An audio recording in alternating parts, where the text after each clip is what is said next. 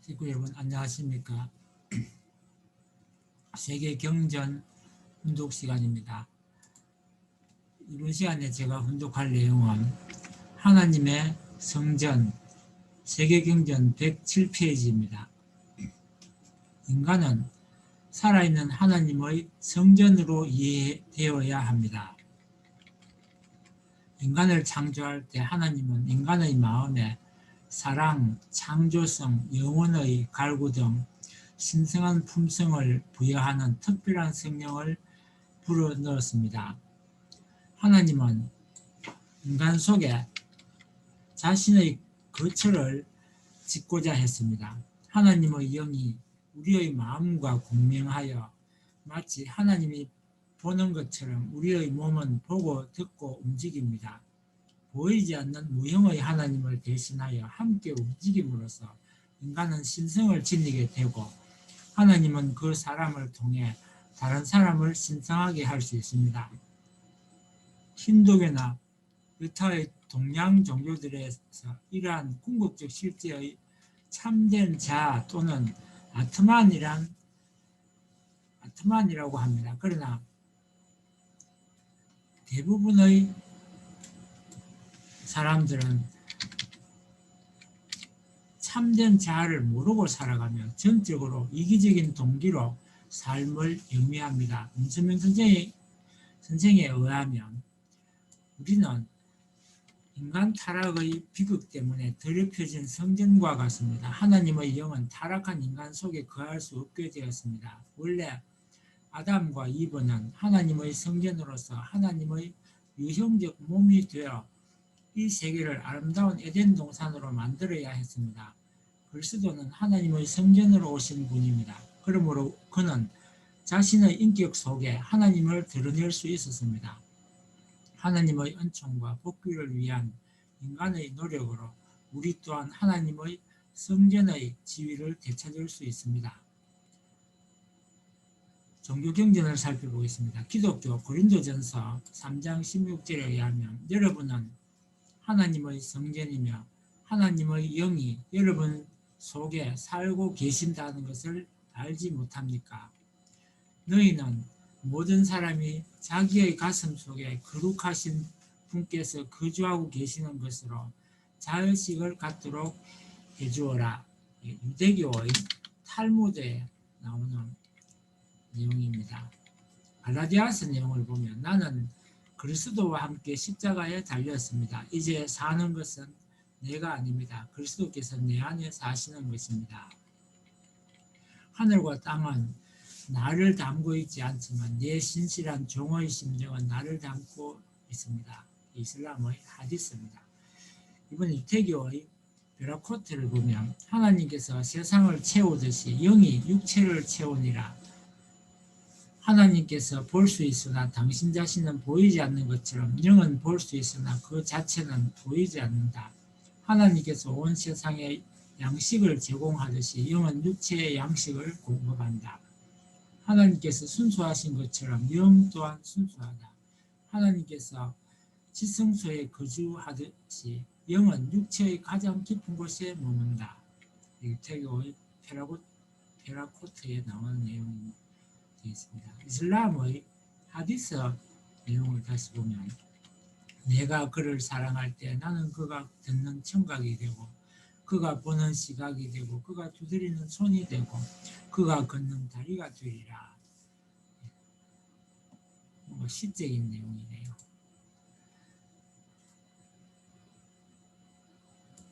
다음은 이슬람의 꾸란에 나오는 내용도 보겠습니다. 내가 인간에게 내 영혼을 불어넣었도다. 이번 기독교 창세기에 보면 주 하나님이 땅의 흙을 땅의 흙으로 사람을 지으시고 그의 코에 생명의 기운을 넣으시니 사람이 생명체가 되었다. 이번에는 힌두교의 우파니샤드의 내용을 보겠습니다. 가장 작은 것보다 작으며 가장 큰 것보다 큰 자아는 영혼이 만유의 가슴 속에 있습니다. 의식과 감각들이 청정해지고 가래에 끌려 다니지 않을 때 자아의 영광을 보며 모든 슬픔으로부터 벗어나리라. 그는 앉아서도 아니 가는 곳이 없으며 누워서도 못 이룰 곳이 없으며 마음이 청정한 이만희 장려한 그의 광채를 보리라.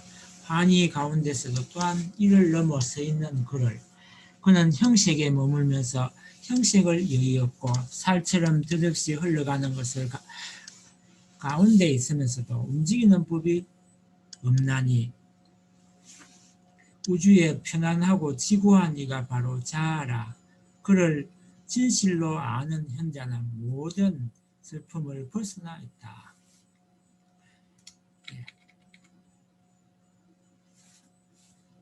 힌두교의 우파니샤드에 나오는 아트만에 대한 내용입니다.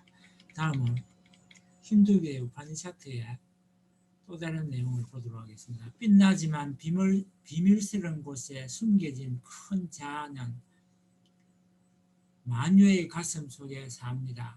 움직이고 숨쉬며 눈을 뜨고 있는 모든 것들이 그 안에 있습니다. 그는 사랑의 근원이니 사랑 분별로 알 수 있는 바가 아니며 다만 사랑으로 알 수 있습니다. 그는 전 존재가 도달해야 할 궁극의 경계이니 이를 얻으십시오. 빛나는 그는 가슴 속에 감추어져 있습니다. 우주의 크고 작은 일체 만물이 그 속에 살고 있습니다. 그는 생명의 원천이며 이 세간의 드뭅음을 초월한 진리입니다. 그는 전 존재가 도달해야 할 궁극의 지경이니 이를 얻으십시오. 이번에는 역시 힌두교의 바차나에 나오는 내용을 보겠습니다. 부자들은 시바신께 사원을 지어 바치나니 가난한 사람 나는 무엇을 할까? 오 나의 주시여 나의 두 다리는 기둥 몸뚱아리는 성전 나의 머리는 황금의 첨탑입니다. 서 있는 사원은 쓰러지리니 움직이는 나는 영원히 서 있을 것입니다.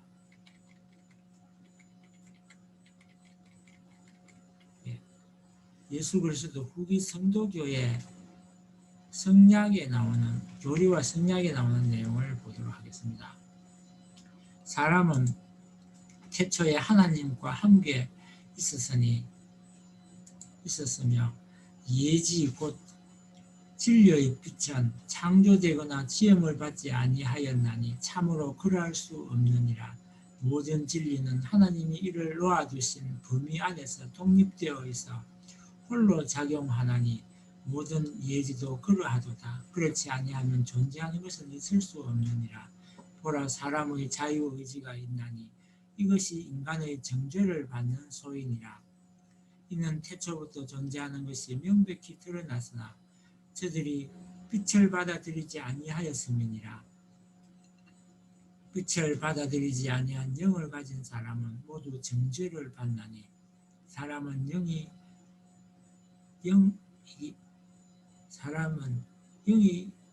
까닭이니라. 원소는 영원하니라. 영과 원소는 떨어질 수 없게 결합되어 있어 충만한 기쁨을 누리라. 서로 분리될 때 사람은 충만한 기쁨을 누릴 수 없느니라. 원소는 하나님의 장막이니라. 참으로 인간은 하나님의 장막 곧 성전이니 어떠한 성전이든지 더러우면 하나님께서 그 성전을 파멸시키느니라. 말씀 전집 내용을 이어서 읽도록 하겠습니다. 보이지 않는 하나님은 마음과 같고 아담 해와는 보이는 하나님입니다.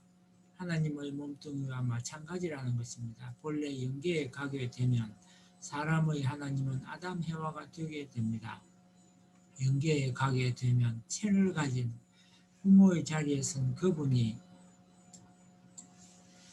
아담 해와이기 때문에 아담 해와가 하나님의 몸과 같이 되게 되어 있다는 것입니다. 아담의 마음과 같은 입장에 있는 하나님이 되기 때문에 내 마음에 하나님이 임한다는 것입니다. 이처럼 큰 하나님이 나를 중심 삼은 조그만 마음의 하나님으로서 마음에 임하게 된다는 것입니다. 나는 작은 하나님이라는 것입니다. 아내는 남편이 하나님의 몸이라는 것을 생각해 본 적이 있습니까? 고린도전서 3장 16절에서 너희가 하나님의 성전인 것과 하나님의 성령이 너희 안에 거하시는 것을 알지 못하느냐 했지요.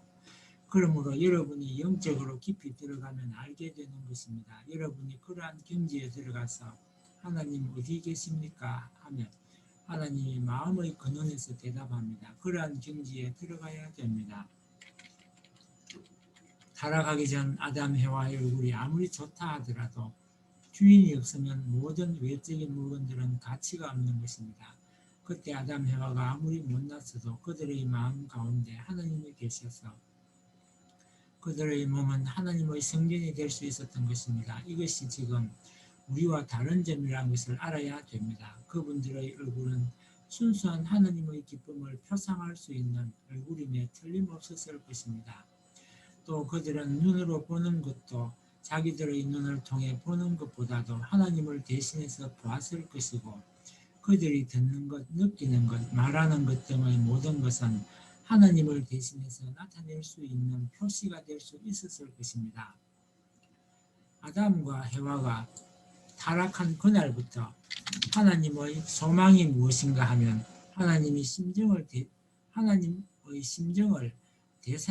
대신할 수 있는 사람, 하나님이 거하실 수 있는 성전을 완성한 사람, 하나님과 일치되는 심정과 심장을 가진 사람을 찾는 것입니다. 예수님의 마음과 몸은 무엇이었던가? 예수님의 마음은 자기의 마음이 아니었습니다. 누구의 마음이었냐 하면 아버지의 마음이었던 것입니다. 예수님의 몸은 자기의 몸이 아니라 아버지의 몸이었다는 것입니다. 또 예수님께서 하신 말씀은 자기의 말씀이 아니라 하나님의 뜻을 대신한 천리법도요 만인간이 지니고 싶은 소망의 말씀이었다는 것입니다. 예수님께서는 그 말씀을 통한 실체적인 하늘의 성전으로서 또는 실체적인 하나님의 보좌를 대신한 존재로서 이 땅 위에 나타났던 것입니다.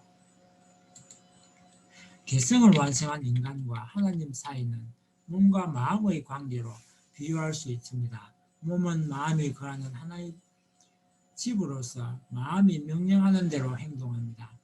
이와 같이 개성을 완성한 인간의 마음에는 하나님이 거하시게 되므로 결국 그러한 인간은 하나님의 성전이 되어 하나님의 뜻대로만 생활하게 됩니다. 따라서 몸과 마음이 일체를 이루는 것과 같이 개성을 완성한 인간은 하나님과 일체를 이루게 됩니다. 그러므로 고린도전서 3장 16절에 너희가 하나님의 성전인 것과 하나님의 성령이 너희 안에 거하시는 것을 알지 못하느냐라고 하셨고 요한복음 14장 20절에는 그날에는 내가 아버지 안에 너희가 내 안에 내가 너희 안에 있는 것을 너희가 알리라라고 말씀하셨습니다. 원리 강론 내용이었습니다. 계속 말씀 선집을 보면 밥 먹는 것은 누구를 위해 먹습니까? 잠자는 것은 누구를 위해 잡니까? 여러분이 베개를 베고 누울 때 하나님하고 같이 잔다 이런 생각을 해보았습니까?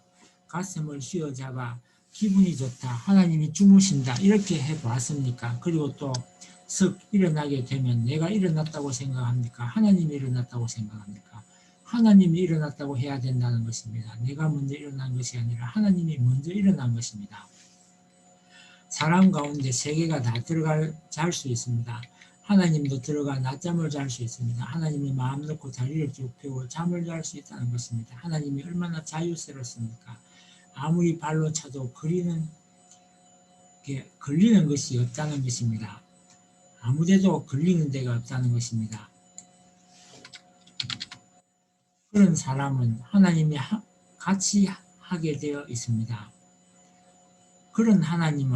그런 사람은 하나님의 성전이 된다는 것입니다. 그것을 알고 더욱이 자기를 사랑하고 자기를 모실 수 있어야 되는 것입니다. 우리는 인간의 형상을 보기 바랍니다. 체를 가졌습니다. 그러나 무형의 하나님은 체가 없습니다. 체를 입지 않고는 체를 갖지 않고는 영계나 지상세계를 치리할 수 없다는 것입니다. 그래서 하나님이 인간의 부모로 나타나기 위해서는 체를 입어야 할 텐데 그 체를 입는 대표가 누구냐 하면 아담, 해와라는 것입니다. 타락하지 않은 아담, 해와의 체를 입고 나타나는 것이라는 말입니다. 그러므로 아담, 해와는 인류의 시조인 동시에 천지를 주재하는 하나님이 되는 것입니다. 실체를 가진 하나님, 즉 영원한 무형세계의 하나님의 형상을 대신 입고 나타나는 자리, 부모의 자리에서 세계를 통치할 책임이 아담, 해와에게 있었다는 것입니다. 하나님은 무형이십니다. 영계에 가도 안 보입니다. 하나님이 아담을 왜 그렇게 사랑을 중심 삼고 만들었느냐 하면 이 피조세계는 체를 갖고 있기 때문입니다. 그렇기 때문에 체를 가진 아버지가 되어야 되는 것입니다. 체를 가진 아버지가 됨으로 말미암아 보이지 않는 무형과 유형이 하나 되는 것입니다. 그것은 우주가 하나 되는 것을 상징합니다. 그렇기 때문에 체를 입기 위해서는 아담, 해와를 지었다는 것입니다. 체를 입는 데는 무엇이 결정하느냐? 사랑만이 가능한 것입니다. 하나님의 형상을 닮은 그런 체를 갖출 수 있는 모습으로 나타나는 것입니다. 그리하여 아담의 모습과 해와의 모습이 하늘나라의 왕궁의 왕좌에 오르게 되어 그 왕과 왕후의 마음속에 하나님이 계셔서 지상세계와 무형세계를 통치한다는 것입니다. 왕국이 어떤 왕국입니까? 사랑의 왕국이라는 것입니다. 사랑을 중심하고만이 영과 육이 합하게 되어 있지 다른 것 가지고는 합할 수가 없습니다.